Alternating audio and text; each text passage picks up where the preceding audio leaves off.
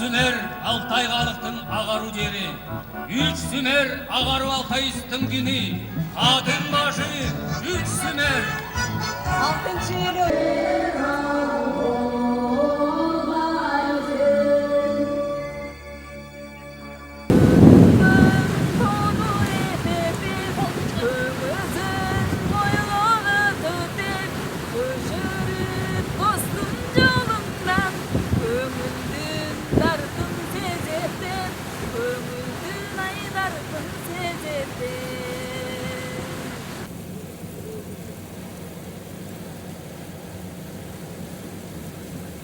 Şamdır böğür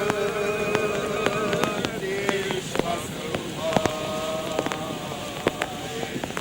Şamdırlarda serbest gelir ampası.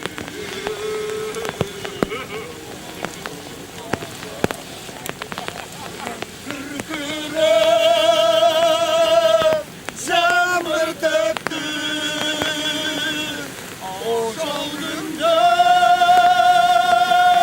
Kayda gitti şaştığımlar geçeceğim ayrı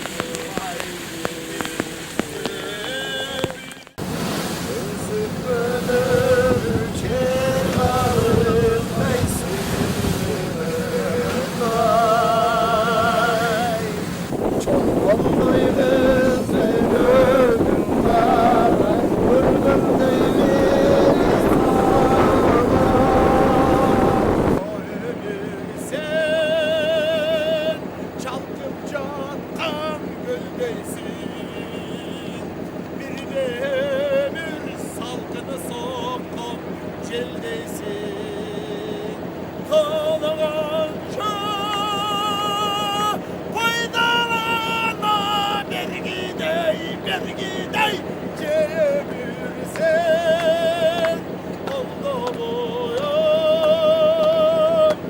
oldu boyum emişsin yaşınağım kayda kalıp barapan ömür ötse yakçaç kılıp caratan harçağım